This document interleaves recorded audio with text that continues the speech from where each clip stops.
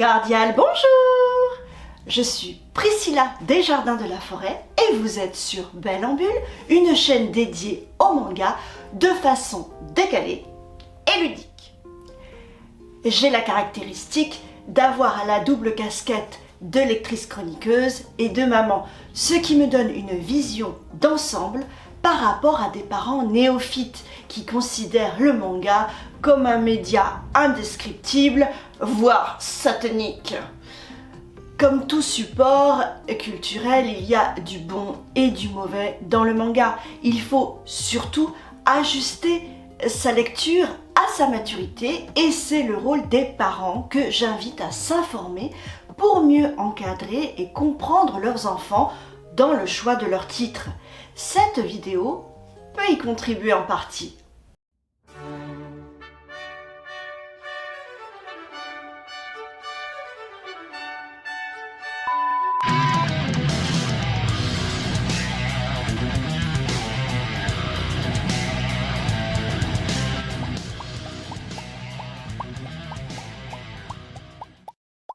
Aujourd'hui, on va analyser le manga ensemble, en particulier l'histoire de Demon Slayer, ce qui en découle, ce qu'on peut en retirer de bon ou de mauvais par le prisme d'un avis qui n'engage que moi.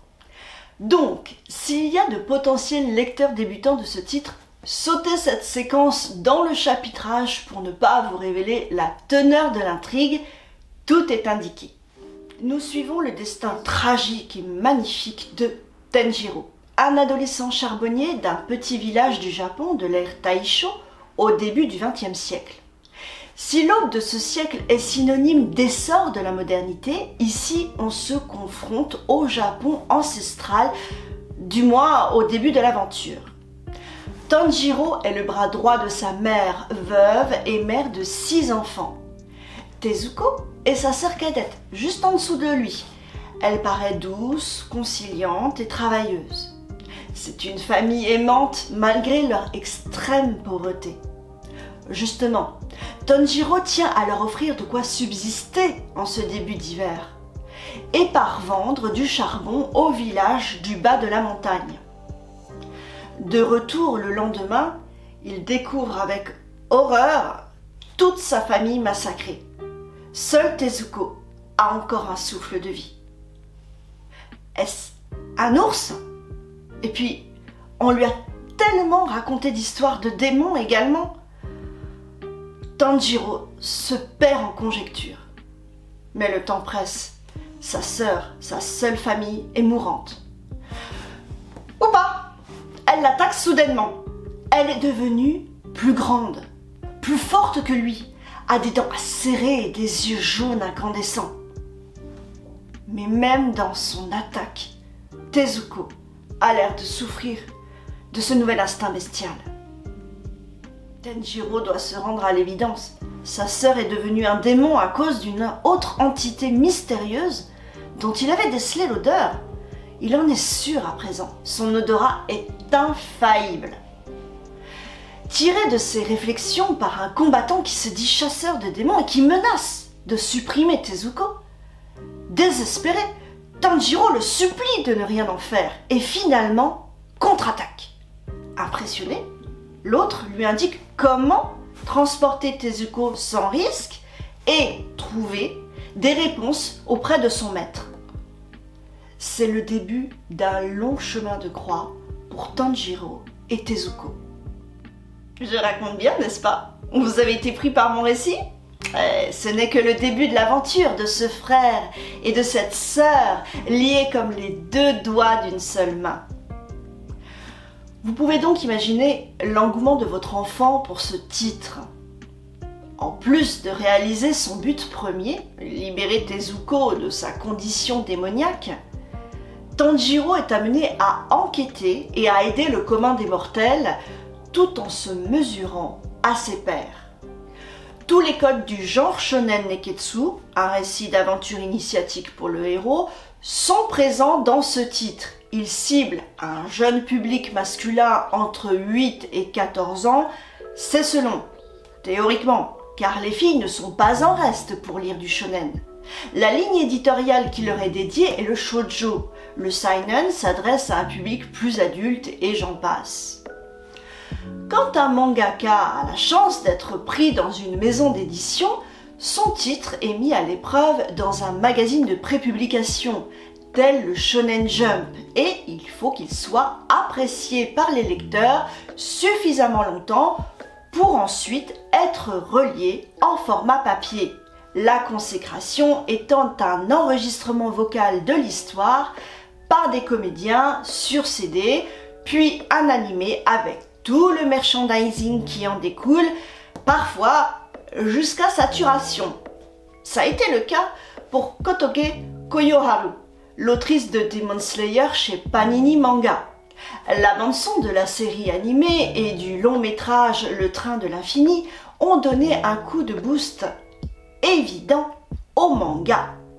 C'est un titre que j'ai commencé pour cette vidéo, car je ne serais pas allée vers lui en priorité, mais franchement, j'ai été prise par ma lecture. Je l'ai trouvé particulièrement bien écrit, le langage employé plutôt soutenu de Tanjiro dans son journal adressé à sa sœur est particulièrement bien tourné. Et j'ai apprécié au passage la qualité de traduction d'Arno Takahashi pour les premiers tomes. On ne le souligne pas assez, mais une traduction donne un plus indéniable à l'œuvre ou la dénature terriblement. Nos traducteurs, en très grande majorité, font un travail pointu pour coller au plus près à l'ambiance du manga avec des contraintes souvent drastiques des maisons d'édition japonaises qui régentent tout le processus de publication et de distribution, alors merci à eux. Dans toute histoire shonen, il y a une part de tragique. C'est particulièrement accentué ici, où Tanjiro découvre sa chère famille massacrée. Il y a même un enjeu qui le dépasse et dont il sera l'acteur principal. Cette violence révélée par la nécessité de l'histoire peut d'entrée de jeu rebuter certains parents. Mais les Japonais, à l'instar des Coréens, ont toujours eu le sens du drama. Et nous sommes aujourd'hui un cran au-dessus de Rémi sans famille ou de Candy. En plus d'être orphelin et de souffrir, Tanjiro doit se dépasser au-delà de tout pour atteindre un état de grâce. La sacro-sainte valeur morale qui fera de lui un vrai protagoniste du shonen neketsu, le genre aventure et combat qui nous intéresse aujourd'hui. Les Chevaliers du Zodiaque en sont un célèbre et parfait exemple. En tant que lecteur, il faut arriver à prendre de la distance par rapport à l'intrigue, ce qui demande une maturité adéquate. Un collégien en demande de sensations épiques est plus disposé qu'un jeune primaire dont il faudrait préserver la candeur. Ces aventures, souvent sanglantes, peuvent effrayer les parents, mais sont une nécessité à la construction du jeune, qui intègre les valeurs et les turpitudes de son héros à ses côtés. Ainsi que la prise de conscience qu'un antagoniste peut se révéler touchant grâce à ses fêlures et bénéficier à ses yeux de circonstances atténuantes. Tout n'est pas tout blanc ou tout noir, comme dans la vraie vie. Le mieux est de sortir de votre zone de confort et de commencer par faire parler votre enfant de l'œuvre. Vous l'observerez peut-être sous un jour inédit, voire le constater drôlement loquace. Puis tentez une lecture en duo ou un débat à son issue, en n'hésitant pas à lui demander des explications sur des zones d'ombre. Cela sera très gratifiant pour lui d'inverser les rôles en créant une passerelle référentielle. Il ne vous considérera plus comme un étranger has-been à son univers. Allons plus loin. Ayant dépassé la petite difficulté à lire dans le sens japonais et la monochromie des images, vous pourriez vous prendre au jeu en partageant d'autres shonen ou en vous tournant vers des seinen qui s'adressent au public adulte. Thrillers, faits de société, romances, souvent imbriqués, les frontières sont volontiers floues. Mais l'offre est tout aussi riche que dans la BD. Moi-même, en tant que mère de famille, j'ai le plaisir de partager pas mal de lectures avec mes enfants et j'aime voir leurs yeux pétiller quand je leur annonce que j'ai le dernier tome sorti d'une série chérie, le fin du fin étant la version collector. Seulement, si le rapport qualité-prix est au rendez-vous cependant. Nous sommes des collectionneurs couplés à des lecteurs et l'esthétique de la mangatech tient à cœur, mais pas n'importe comment. Gare à l'éditeur qui n'a pas compris cela. Dans tout changement d'édition, suivez mon gars. Dans Demon Slayer, il y a un véritable investissement émotionnel de la part du lecteur vis-à-vis des personnages, exacerbé par l'anime qui est très soigné et qui donne d'autant plus vie aux protagonistes en mettant en scène des combats magistraux. On est parfois sur un sentiment d'appartenance familiale, avec cette palette d'émotions, voire un sentiment amoureux, et certains parents pourraient en être interloqués. Mais n'oubliez pas que si votre enfant vit cela vis-à-vis de cet univers fantasy, c'est qu'il comble un manque ou s'en nourrit pour grandir. Une question à peut-être creuser avec lui lors de votre débat parent-enfant. Effectivement, le jeune a besoin de se construire émotionnellement, il est dans une période de variation qui peut donner le vertige au principal intéressé comme à ses géniteurs, puis il laissera en arrière-plan ses héros de jeunesse pour se trouver de nouveaux centres d'intérêt et les gardera dans un coin de son cœur qui vibrera à la moindre réminiscence inopinée. Par exemple, j'éprouve toujours beaucoup d'enthousiasme quand je réécoute le générique du Capitaine Flamme avec une irrépressible envie de chanter et de danser. Capitaine Flamme du... Ah, la belle époque. Parents, ne vous voilez pas la face. Vous avez tous des héros qui vous ont fait vibrer dans votre jeunesse. C'est pareil pour votre enfant. La donne a évolué, mais l'essentiel est là. Ce besoin d'accroche identitaire, meilleur s'il est partagé dans une communauté, est nécessaire à votre enfant. N'allez pas l'en priver. Il pourrait trouver cela injuste. Au contraire, si vous voulez maîtriser cette diablerie, soyez dans l'accompagnement, autant pour des parents qui se sentent concernés que pour ceux qui délèguent l'achat du manga à leur enfant. À mon sens, c'est une erreur de le laisser aller seul chercher une nouvelle licence dont il a envie. Il sera démuni face à la distance qu'il n'est pas en âge de prendre.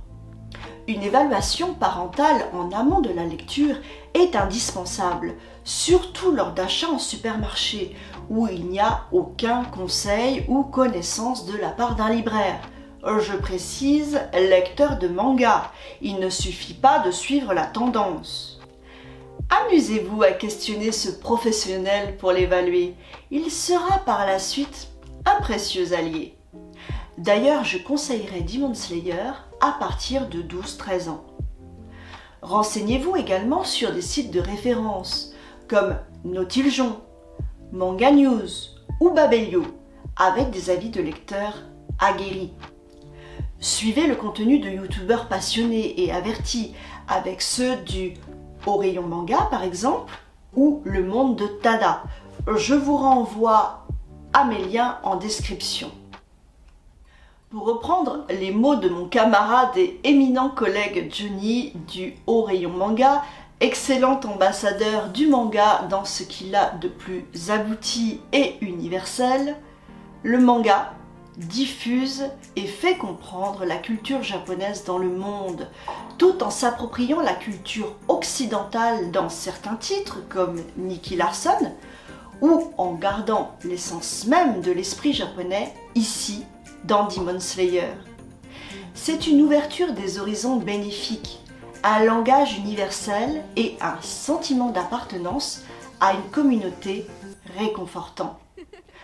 Le manga favorise le dialogue interculturel et intergénérationnel pour peu qu'on lui donne sa chance, en piochant dans des références communes et en étant vecteur d'émotions constructive. Demon Slayer remplit clairement ces critères, alors laissez-vous faire et rejoignez vos enfants dans l'aventure.